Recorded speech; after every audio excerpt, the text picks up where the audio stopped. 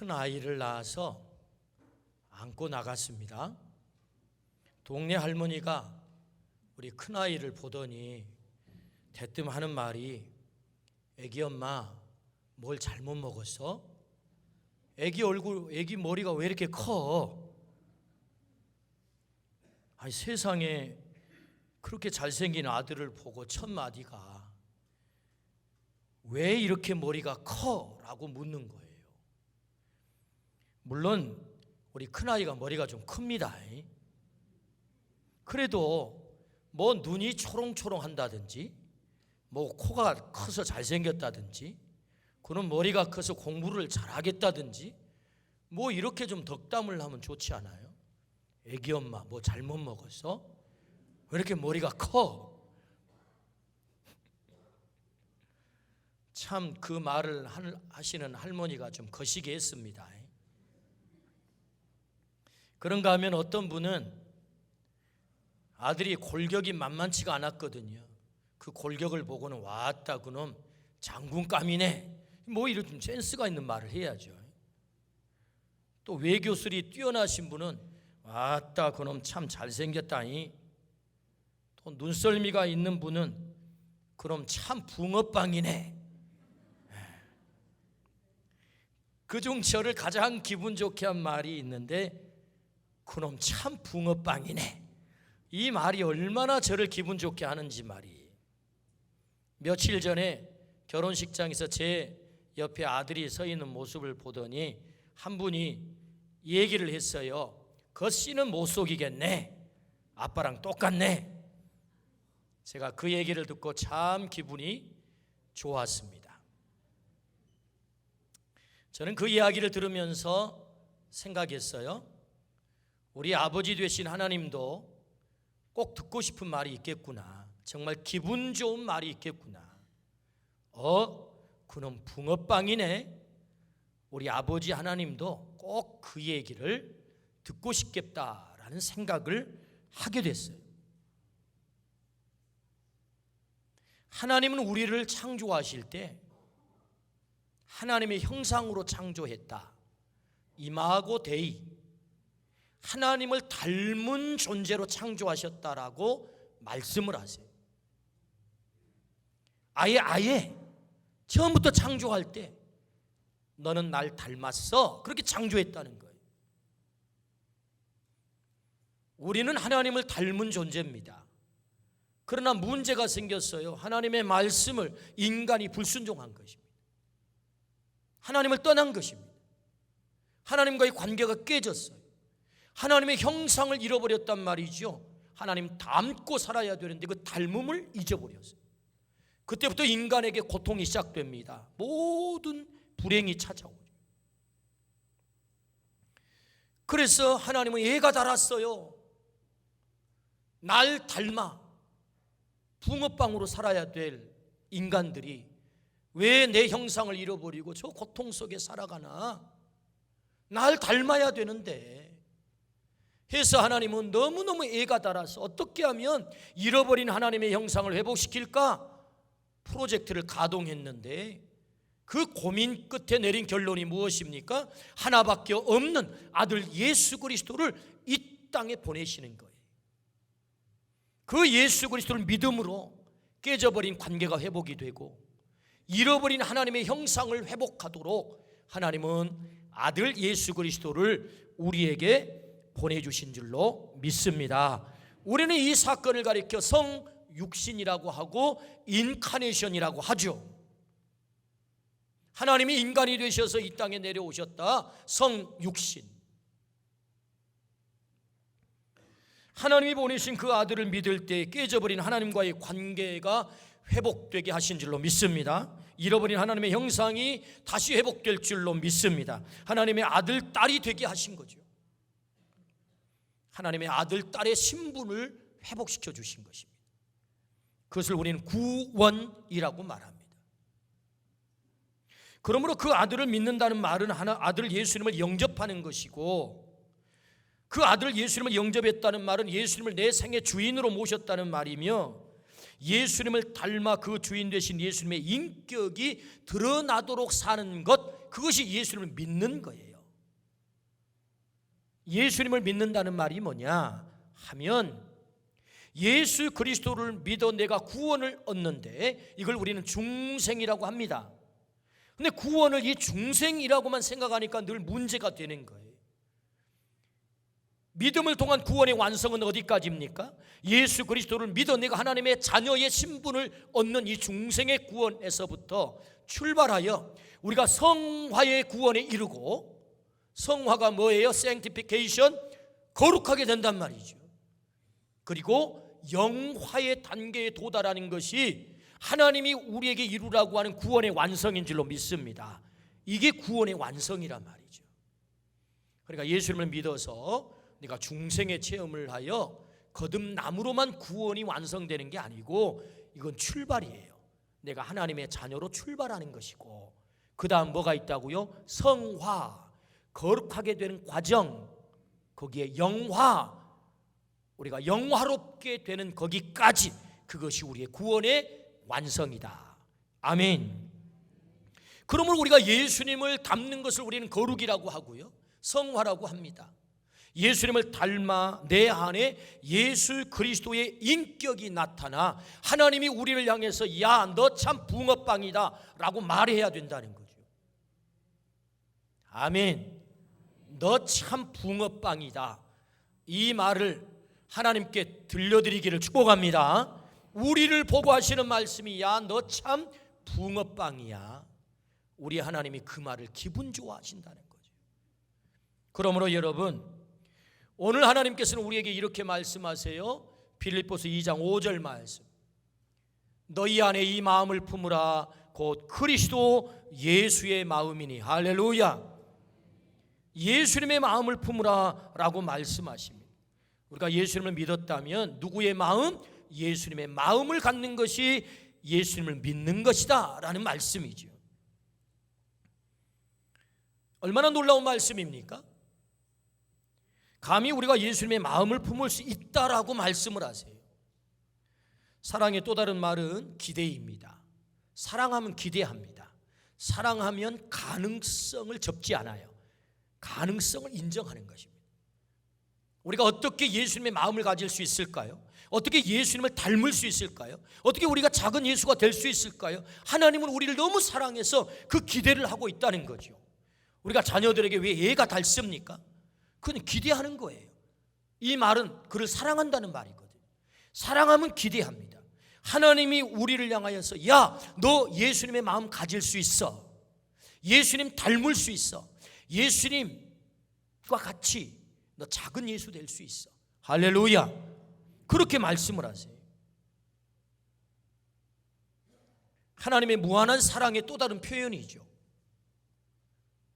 우리는 예수 그리스도의 마음을 품을 수 있는 존재다라고 주님이 말씀하세요. 지금까지 내가 어떤 삶을 살아왔든지 관계없습니다. 오늘 내가 예수 그리스도의 마음을 품기로 결단한다면 거룩한 닮기, 예수님을 닮을 수 있다라고 말씀을 하세요. 오늘 말씀을 통해서 예수 그리스도의 마음을 갖기를 축복합니다.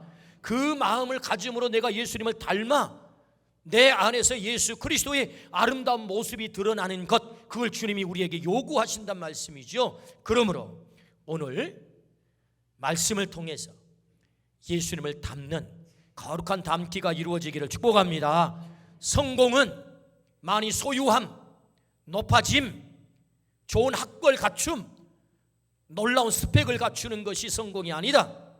진짜 성공은 예수 그리스도를 닮는 것이다.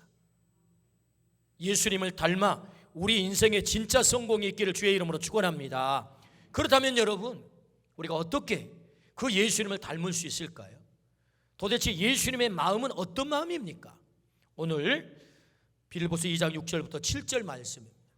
같이 읽습니다. 시작. 그는 근본 하나님의 본체시나 하나님과 동등됨을 취할 것으로 여기지 아니하시고 오히려 자기를 비워 종의 형체를 가지사 사람들과 같이 되셨고. 아멘. 오늘 이 말씀에 보면 오히려 자기를 비워, 예수님의 마음이 어떤 마음이냐? 자기를 비우는 마음이었다라고 말씀을 하세요. 이 비워를 헬라어로는 에케노센이라고 씁니다. 전통적으로 기라성 같은 주경학자들은 이 에케노센, 자기를 비웠다라는 말을 이렇게 해석을 했어요. 첫 번째, 그리스도 자신의 영광을 포기했다. 두 번째, 독립적 권위 행사를 포기했다. 세 번째, 하나님의 대권적 권능을 포기했다. 네 번째, 존엄과 주권의 표지를 포기하셨다. 다섯 번째, 하나님의 속성 즉 무소 부재 전지전능을 포기했다 라는 뜻이라는 거예요. 물론 이 다섯 가지 해석이 우리 머릿속에 잘 안 남을 수 있어요. 그러나 정리해 보자면 도대체 예수님이 비우셨다는데 뭘 비웠다는 말인가? 그것은 하나님으로 누려야 될 그 모든 것을 다 비웠다는 거예요. 하나님으로 누려야 될 것들을 다 비우셨다. 그것이 예수님이 비우심을 말씀하는 것. 무엇을 위해서 비웁니까? 오늘 성경은 이렇게 말씀하죠. 종의 형체를 가진 사람들과 같이 되기 위해서 비우셨다. 그냥 비운 게 아니에요. 목적이 정확해요. 그 목적이 뭐죠? 종이 되기 위해서. 사람들과 같이. 사람들과 같이 됐다는 말은 죄인과 같이 됐다 그 말입니다. 종의 형체가 뭐죠? 여기서 말하는 종의 형체 10절부터 11절 자 성경 같이 한번 읽어봅니다. 자 눈을 크게 뜨고 같이 성경을 한번 읽어봅시다. 10절부터 11절입니다. 시작. 하늘에 있는 자들과 땅에 있는 자들과 땅 아래에 있는 자들로 모든 무릎을 예수의 이름에 꿇게 하시고 모든 입으로 예수 그리스도를 주라 시인하여 하나님 아버지께 영광을 돌리게 하셨느니라. 아멘. 자, 이 말씀에 보면 주라고 하는 말이 나와요. 큐리오스, 주. 모든 이름을 이 주 앞에 꿇게 했다. 예수님 앞에 꿇게 했다. 그때 나오는 단어가 주입니다. 주. 그 주는 어떤 주지요? 통치자, 전능하신 분, 영광을 받으시는 분. 그러니까 여기 주라고 고백된 이 큐리오스는 통치자이시고 전능하신 분이시고 영광을 받으실 분이신데 모든 사람이 무릎을 꿇는 대상으로서 주예요. 그 주의 반대 개념이 뭐냐? 종입니다. 종. 이 종의 형체가 어떤 종이냐? 실체가 뭐냐면 모든 사람이 통치받기 위해서 무릎을 꿇는 그 주의 반대 개념으로서의 종이다. 그러면 이 종은 어떤 종이죠? 무시당하는 종, 모독당하는 종, 유한하고 보잘것없는 연약한 종, 죽이면 힘없이 죽임을 당하는 무기력한 종, 바로 그 종이라는 거예요. 그러니까 하나님이, 전능하신 하나님, 뭐든 할 수 있는 하나님이, 주가 되신 그 하나님이 다 비워버렸어요. 왜? 무기력하고 무시당하고 연약하고 죽이면 죽임 당할 수밖에 없는 그 무기력한 종이 되셔버렸다는 거예요. 모든 것을 비웠다. 그렇다면 질문이 생깁니다. 왜 그렇게 하셨을까요? 시편 이사야서 53장 12절입니다. 자, 같이 읽어볼까요? 시작. 그러므로 내가 그에게 존귀한 자와 함께 몫을 받게 하며 강한 자와 함께 탈취한 것을 나누게 하리니 이는 그가 자기 영혼을 버려 사망에 이르게 하며 범죄자 중 하나로 헤아림을 받았음이니라. 그러나 그가 많은 사람의 죄를 담당하며 범죄자를 위하여 기도하셨느니라. 아멘. 여러분, 이 말씀은 예수님 오시기 전 700년 전 이사야 선지자에 의해서 예언된 메시아의 고난의 장입니다. 마치 십자가 아래 예수님이 달려 돌아가신 그 모습을 그대로 보고 묘사한 것처럼 예언해 놓은 말씀이 이 메시아 장이거든요. 왜 예수님이 영혼을 버리셨어요? 왜 돌아가셨어요? 그것은 우리 죄인들의 죄를 담당하기 위해서 자기를 비웠다는 거예요. 영혼을 비워버렸대요. 바로 그 말씀을 하고 있거든요.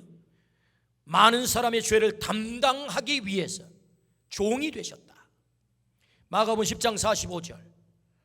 인자가 온 것은 섬김을 받으려 함이 아니라 도리어 섬기려 하고 자기 목숨을 많은 사람의 대속물로 주려 하심이라. 왜 종이 됩니까? 왜 무기력하게 십자가에 죽어갈 수밖에 없는 종이 됩니까? 대속물이 되기 위해서, 대신 죄를 속한 제물 되기 위해서.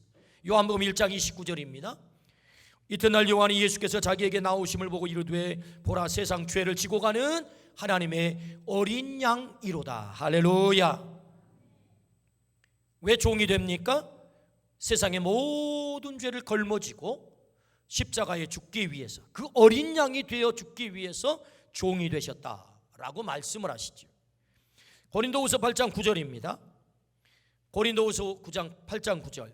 우리 주 예수 그리스도의 은혜를 너희가 알거니와 부요하신 이로써 너희를 위하여 가난하게 되심은 그의 가난함으로 말미암아 너희를 부요하게 하려 하심이라. 할렐루야. 예수님이 누구세요? 부요하신 분이세요. 여러분, 우리 예수님은 부요하신 예수님인 줄로 믿습니다. 그런데 그분이 가난하게 되셨대요. 왜? 나를 부요하게 만드시기 위해서. 제가 말씀을 통해서 종종 신적 교환이라고 하는 말씀을 드린 적이 있습니다. 예수 그리스도의 십자가가 뭐냐? 신적 교환의 자리다. 뭘 교환합니까? 저주를 가져가시고 축복을 주시고, 사망을 가져가시고 생명을 주시고. 아멘 좀 합시다. 지옥을 가져가시고 천국을 주시고, 우리의 가난을 가져가시고 부요를 주신 그 신적 교환의 자리가 어디에요? 십자가예요. 오늘 말씀하세요. 고린도후서 8장 9절이 이 신적 교환이라는 단어는 성경에 등장하지 않지만 만들어진 단어가 아니에요. 오늘 말씀해 봤더니 왜 예수님께서 가난하게 되신 거예요? 나를 부요케 하기 위해서. 우리의 가난을 가져가시고 우리에게 부요를 주시기 위해서, 우리의 질고를 가져가시고 우리에게 건강을 주시기 위해서. 할렐루야. 십자가가 어떤 자리입니까? 신적 교환의 자리다. 왜 종이 되셨어요?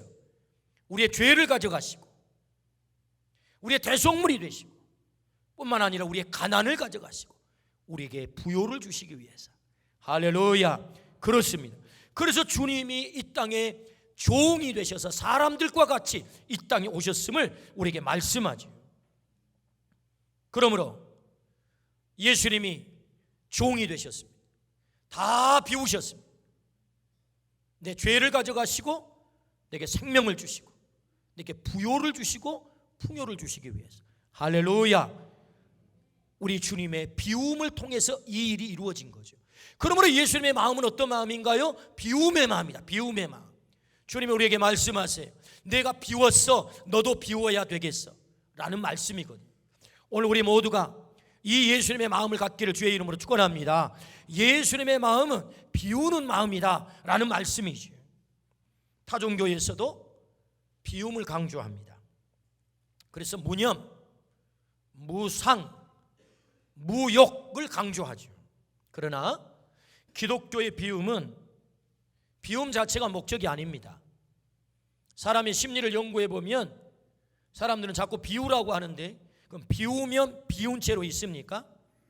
제가 물을 한 모금 좀 하렵니다. 용서하십시오. 제가 물을 한 모금 했습니다. 한 모금 한 만큼 이 컵이 비었습니다.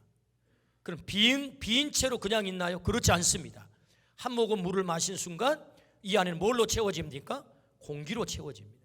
사람의 심리를 연구해 보면 절대로 사람의 마음은 비어있는 채 공으로 존재하지 않아요. 뭔가로 채워지게 되어 있는 것입니다. 예수님 말씀하세요. 복음서에 귀신을 쫓아냈습니다. 소재되었습니다. 깨끗합니다. 친구들이 돌아다니다. 귀신 친구를 말하는 거예요.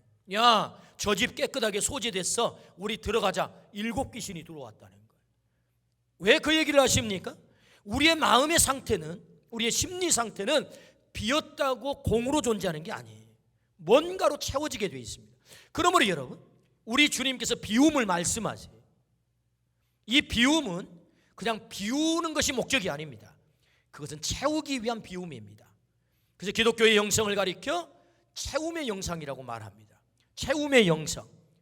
여러분, 우리를 비운 목적이 있습니다. 그것은 나를 속되게 하고 더럽게 하고 나를 타락시키고 나를 오욕스럽게 만드는 그것들을 비워내고 거룩한 것으로 나를 채워 더 귀하고 더 존귀한 것으로 나를 채워 나를 거룩하게 만들기 위함의 채움이다. 할렐루야. 그렇습니다. 그러므로 여러분, 기독교 영성이 뭐라고요? 채움의 영성이다. 그렇다면 우리를 거룩하게 만들기 위한 그 채움의 실체가 뭘까요? 뭘 채우면 우리가 거룩하게 되는 것입니까? 그것은 딱 하나입니다. 그것은 예수 그리스도로 나를 채울 때만 내가 거룩하게 될 줄로 믿습니다. 우리가 왜 비워야 됩니까? 왜 예수님의 마음을 가져야 됩니까? 그것은 예수님으로 나를 채우기 위해서 내가 비워야 되는 것이다 라고 말씀을 하시죠. 그러므로 여러분, 우리가 비운다는 것은 예수님은 종이 되기 위해서 비웠지만, 거룩한 하나님을 비우고 종이 됐지만, 우리는 이미 죄의 종이에요. 우리는 사망의 존재예요.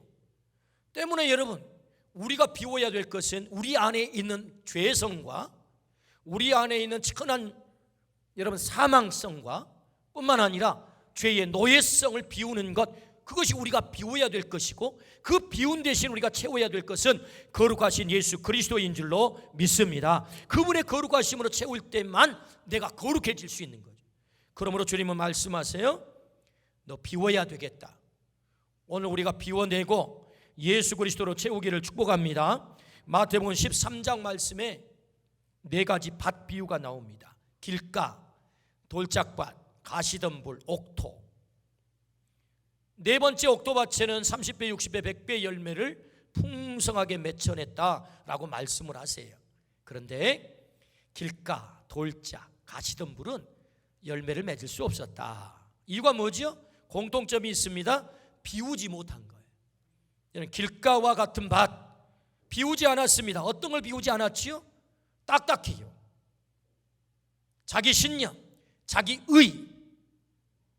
예수님이 들어갈 공간이 없어요. 나 의로워요. 내 신념으로 나는 살아요. 예수님이 들어갈 공간이 없어요. 그래서 딱딱해요. 열매를 맺을 수 없습니다. 돌짝밭. 여러분, 경험이라고 하는 돌덩어리가, 지식이라고 하는 돌덩어리가 내 안에 가득 찼어요. 그래서 하나님의 말씀마저도 내 지성이라고 하는, 내 이성이라고 하는 지식으로 판단합니다. 분석합니다. 때문에 예수는 나의 메시아가 될 수 없어라고 분석해내는 거죠. 자신의 경험, 자신의 지식이 예수 그리스도를 거기 자라지 못하도록 하는 것입니다. 공간의 여지가 없는 거죠. 여러분, 가시덤불, 성경은 뭐라고 해석하지요? 세상의 염려, 그리고 재물의 유혹, 그리고 탐욕, 그것이 가시덤불이다. 복음이 떨어져서 싹이 나다가 그거 다 말라버린다는 거예요. 뭐 때문에? 그 가시덤불 때문에. 그 가시덤불이 뭐라고요? 세상의 염려, 재물의 유혹.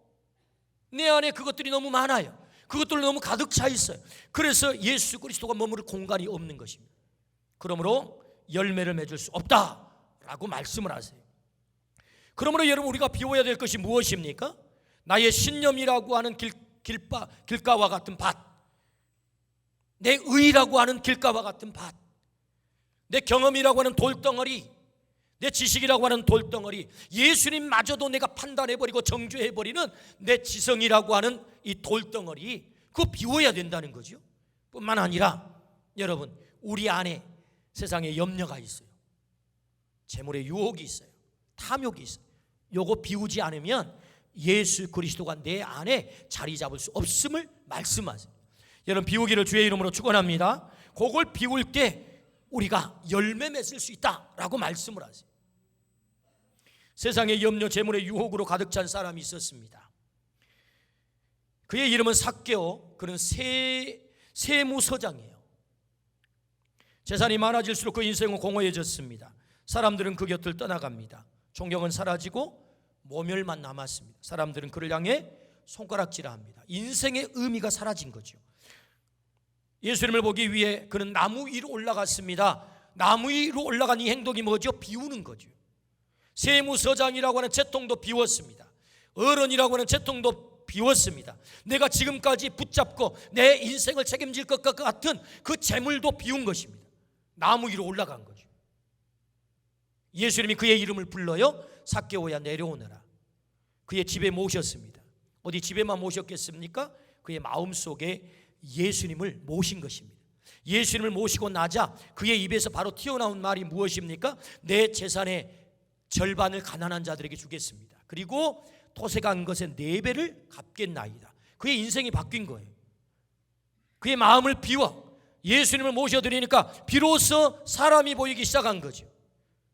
그가 마음을 비워 예수를 모시기 전까지만 해도 사람은 보이지 않아요. 돈만 보여요. 그는 재물의 유혹에 사로잡혀 그 재물이 자기 인생을 책임질 거라고 생각을 했습니다. 재물이 많아질수록 그의 인생은 더 불행해지는 것입니다. 존경은 사라지는 것입니다. 사람들은 떠나기 시작합니다. 그런데 그의 마음을 비우고 예수님을 모시자 사람이 보이기 시작합니다. 아하, 내 곁에 어려운 사람이 있었군요. 내가 토색한 것이 있었군요. 그 사람은 얼마나 고통스러웠을까요? 내가 토색한 것이 있다면 4배를 갚아 그를 위로하겠나이다. 할렐루야. 그가 마음을 비우자 여러분 열매가 맺혀졌다는 거죠. 30배, 60배, 100배의 열매만 맺혔습니까? 이 삭개오 때문에 수만 명이, 수억의 사람들이 예수 그리스도께 돌아온 줄로 믿습니다. 수만 배, 수억 배의 열매를 맺혔다. 할렐루야. 비운이 열매를 맺은 것입니다. 그러므로 우리 주님이 말씀하세요. 예수님의 마음은 어떤 마음? 비우는 마음이다. 우리 안에 있어서는 안 될 것을 비우고 예수님을 모시지 못하게 하는, 예수님으로 하여금 나의 주인이 되지 못하게 하는 그 모든 것들을 비우고 예수님으로 채우기를 주의 이름으로 축원합니다. 우리가 왜 비워야 돼요? 예수님으로 채우려고. 여러분 이 체험이 있기를 축복합니다. 그때 열매를 맺을 수 있다. 한 단계 더 깊이 들어가 봅니다. 예수님의 비움은 죄인을 살리기 위한 비움입니다. 예수님은 죄인인 우리를 살리기 위해서 하나님이신 예수님이 가장 불경한 종, 죄인인 사람과 같이 돼요. 생명 살리는 일을 위해서라면 모든 것을 포기했다, 그런 말씀이죠. 나 하나님이야, 나 전능해.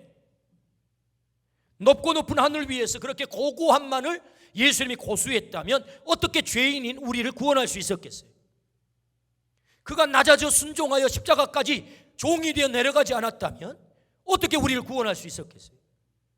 나 하나님이야, 나 전능해. 그리고 고고하게 거기 앉아 계셨다면 우리를 살릴 수 없었어요. 그러므로 여러분, 예수님이 왜 비우셨어요? 생명 살리려고, 나 살리려고. 할렐루야. 그러므로 여러분, 우리의 비움의 목적은 정확해요. 그게 뭐지요?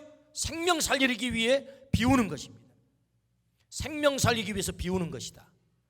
때로 생명 살리기 위해서 나를 비우는 것은 아픔이요 고통입니다. 예수님이 그 고통의 길을 선택한 거예요. 내 생명을 살리기 위해서. 예수님에게 십자가는 최악의 고통이라고 우리는 말합니다. 십자가보다 더 큰 고통이 예수님에게 있어요. 그게 뭐죠? 하나님이 인간이 되신 사건이에요. 우리는 이걸 가리켜 성육신이라고 합니다. 근데 성육신이라는 이 단어가 주는 어감, 이 그림의 모양이요, 아름다워요, 멋져요, 부드러워요. 그래서 성육신이 우리 입장에서 보면 참 아름다운 단어로 각인되어 있지만 하나님의 입장에서 성육신이라는 말은 하나님이 인간이 되셨다라는 이 말은 대단히 고통스러운 얘기입니다. 예수 그리스도가 하나님이셨다고요. 인간이 되셨다고요. 그 인간이 어떤 인간? 죄인과 같이 되셨다고요. 우리 주님이 십자가를 앞에 두고 겟세마네 동산에서 땀방울이 핏방울이 되도록 기도를 하세요. 그리고 그 드린 기도의 내용이 뭡니까? 아버지, 이 잔이 내게서 지나가게 하옵소서. 그 잔이 뭐죠? 지금까지 전통적으로는 십자가의 잔을 말합니다. 예, 맞습니다. 십자가의 잔입니다. 근데 그 십자가의 잔의 내용이 뭐죠? 죄인과 같이 되는 거예요. 거룩하신 하나님, 죄인처럼 되는 것입니다. 그 잔이 고통의 잔인 거예요. 하나님이 인간이 되심의 사건, 가장 큰 고통인 것입니다. 왜 그러셔야 합니까? 이 고통을 왜 자초해야 되는 것입니까? 그 비움을 통해서만 내 생명을 살릴 수 있기에 최악의 고통의 길을 주님이 선택하는 거죠. 그러므로 생명을 살리는 일은 비우는 일, 생명을 살리는 일은 아픔, 생명을 살리는 일은 고통인 것입니다. 할렐루야, 아멘. 남편을 구원하기 위해서 아내가 자기를 비우지 않고 어떻게 그 남편을 구원할 수 있겠어요? 마음에 들지 않는 그 남편을 마음에 품지 않고 어떻게 그 남편을 구원할 수 있겠습니까?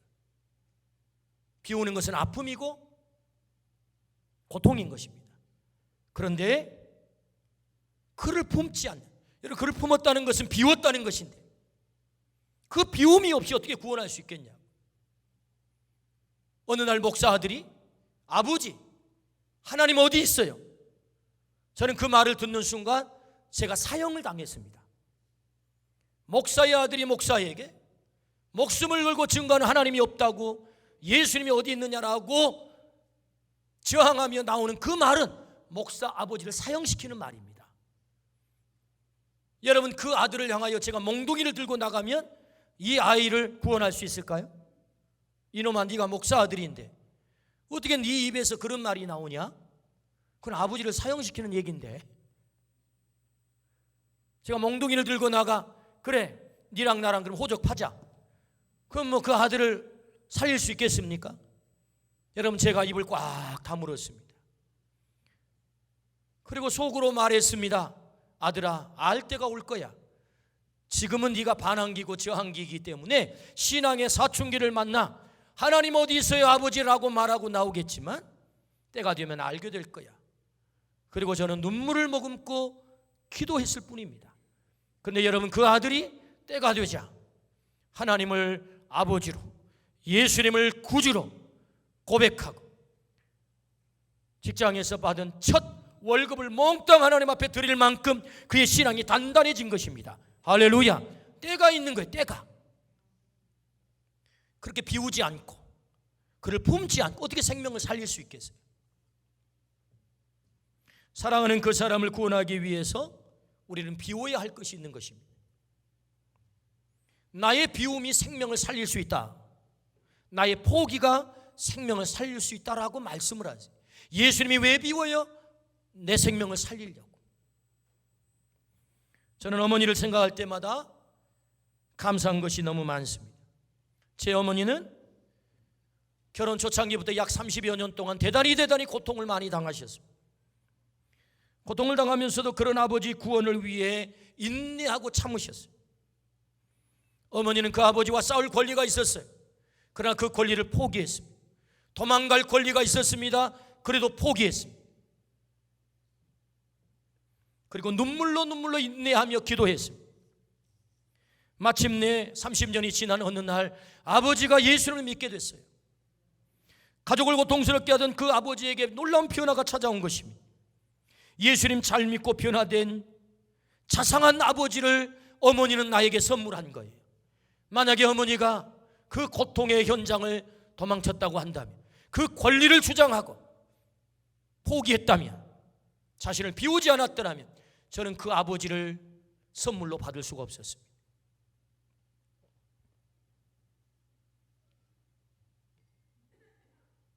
폭력을 그치고 역기능의 아버지에서 순기능에 변화된 아버지를 저는 선물로 받을 수 없었을 거예요. 어머니가 포기하지 않았더라면 드실 간식을 아껴 막둥이에게 주겠다고 들고 오신 그렇게 자상하신 아버지를 저는 선물로 받을 수 없었을 거예요. 나를 목사 되게 한 그렇게 예수 잘 믿는 아버지를 저는 선물로 받을 수 없었을 거예요. 그러나 제 어머니는 비우셨습니다. 포기했습니다. 도망갈 권리도 포기하시고 싸울 권리도 포기하시고 오직 눈물 흘리며 인내하며 비움으로 기도하셨던 거죠. 때문에 제 아버지가 변화되어 오늘 제가 목사가 된 것입니다. 할렐루야. 비움이 있지 않고는 생명을 살릴 수 없습니다. 우리가 예수님을 닮는다는 것은 때로 지금 우리의 마음속에 혁명이 일어나는 거예요. 고통이 일어나는 것입니다. 왜? 내 삶의 방법을 포기해야 되는 것이기 때문에. 내 삶의 인간적 세상의 방법이란 뭐죠? 같이 싸우는 거죠. 그 권리를 주장하는 거죠. 당신이 왜 나를 괴롭혀? 라고 말하는 거죠. 그런데 여러분, 비움은, 여러분, 예수님의 비움이 무엇입니까? 십자가에 자기를 죽이는 것입니다. 왜? 나를 살리려고. 왜 주님이 비우는 거예요? 여러분, 주님의 이 비움은 세상의 그 원리와 반대가 되는 것입니다. 역해가는 것입니다. 아픕니다.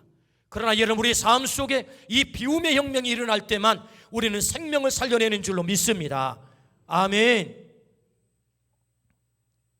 이 시대 최고 석학이며 문화부 장관을 지내신 이어령 교수님을 김지수 기자가 인터뷰를 했어요. 그는 현재 87세입니다. 암에 걸려 말기암 죽음을 기다리고 있습니다. 그는 항암을 포기했습니다. 그 인터뷰 제목이 흥미롭습니다. 마지막 인터뷰라는 거예요. 죽음을 기다리며 나는 탄생의 신비를 배웠네. 이게 인터뷰의 제목입니다. 그 인터뷰 내용을 제가 잠깐 부분만 소개를 한번 해보려고 합니다. 죽음의 상태에 관한 공부도 하셨습니까? 기자가 묻습니다. 했지요. 인간에게도 퇴화된 날개가 있어. 무슨 말이지요? 새는 날짐승이잖아. 그런데 무거운 새는 못 날아요. 그때는 날개가 관덮개가 되죠. 날지 못한 새의 날개는 그 새의 관의 덮개가 된다는 거예요. 대단히 놀라운 표현이죠. 인간도 몸이 부르면 못 날아. 그렇죠? 인간도 몸이 부르면 못 날아. 늙고 병들면 머리가 빠지고 이빨이 빠지고 어깨에 힘이 빠져요. 비극이지. 그런데 마이너스 셈법으로 몸이 가벼워지면 날아요. 고통을 통과해서 맑고 가벼워진 영혼은 위로 떠요. 덩컨 맥두걸이라는 학자가 실험했어요. 죽은 후 위로 떠오르는 영혼의 무게를 쟀더니 21g이었죠. 그러니 죽어갈수록 더 보태지 말고 불순물은 빼야 해요. 21g의 무게로 훨훨 날아야지요. 이것이 인터뷰 내용이에요. 알쏭달쏭한 시적인 내용인 것 같지만 제가 좀 풀어보자면 이렇습니다. 죽음을 기다리는 노학자는 비움을 말하고 있는 거예요. 사람들은 더 우리의 몸무게를 더 덩치를 키우려고 하죠. 많은 것을 소유하고. 그런데 무거워지면 날아오를 수 없다는 거예요. 그렇게 덩치를 키운 그것이 너의 관의 뚜껑이 될 것을 경고하고 있는 것입니다. 우리가 비우지 못하고 소유하는 것들, 그것들이 우리의 관의 뚜껑이 될 것이다. 가벼워야 날 수 있다라는 얘기입니다. 늙고 병들고 이빨이 빠지고 힘이 빠지는 것은 지금 이어령 교수님이 암에 걸려 죽음을 기다리고 있습니다. 고통 속에 있는 거죠. 고통스러운 비극이지만 역으로 그 고통을 통해 비우게 되고, 그 고통을 통해 비우게 되고, 비워 맑게 되고, 그렇게 가볍게 되면 그 영혼이 위로 뜬다는 거예요. 영혼의 무게 21g, 우리가 이 땅 모든 것을 비우고 하나님 앞에 서게 되는 상징의 무게가 21g입니다. 실제로 덩컨 맥두걸이라고 하는 이 의학자는 죽은 사람을 실험을 했대요. 실제로 딱 죽는 순간에 21g이, 실험한 모든 사람들이 21g이 다운이 되는 거예요. 영혼의 무게가 21g. 이어령 교수는 이걸 알았던가 봐요. 인터뷰에 이걸 사용한 거죠. 근데 저는 21g이 뭐냐? 하나님 앞에 설 우리의 상징적 무게다. 우리가 비우지 않으면 그분 앞에 설 수 없다는 거죠. 불순물을 자꾸 빼서 우리의 영혼이 맑아지고 깨끗해지면 그분 앞에 훨훨 날아 21g 영혼의 무게로 설 수 있는 것. 뭘 말하고 있는 것입니까? 비움을 말하고 있죠. 비움. 우리가 오늘 본문 말씀을 다시 한번 읽어봅니다. 5절입니다. 5절부터 11절까지. 너희는 너희 안에 이 마음을 품으라. 곧 그리스도 예수의 마음이니 그는 근본 하나님의 본체신 하나님과 동등됨을 취할 것으로 여기지 아니하시고 오히려 자기를 비워 종의 영체를 가지사 사람들과 같이 되셨고 사람의 모양으로 나타나사 자기를 낮추시고 죽기까지 복종하셨으니 그 십자가에 죽으심이라. 이러므로 하나님이 그를 지극히 높여 모든 이름 위에 뛰어난 이름을 주사 하늘에 있는 자들과 땅에 있는 자들과 땅 아래에 있는 자들로 모든 무릎을 예수의 이름에 꿇게 하시고 모든 입으로 예수 그리스도를 주라 시인하여 하나님 아버지께 영광을 돌리게 하셨느니라. 할렐루야. 비웠을 때, 그리고 낮아졌을 때, 그리고 십자가를 지고 죽었을 때 거기가 끝이 아니래요. 하나님이 그를 높이시고 모든 사람을 무릎을 꿇게 만들었다. 그리고 영광을 받게 하셨다. 할렐루야. 그렇습니다. 우리가 비우면 그분을 닮아요. 예수님을 닮아요. 거룩한 닮기가 이루어져요. 하나님 우리에게 말씀하실 것입니다. 야, 너 예수님의 마음을 가지고 잘 비웠구나. 내 아들 닮았네? 너 붕어빵이구나. 하나님이 가장 듣고 싶은 말, 예수 그리스도를 닮아. 너 나 닮았구나. 붕어빵이구나. 이 소리를 우리 모두가 듣기를 주의 이름으로 축원합니다. 아멘. 기도하십시다.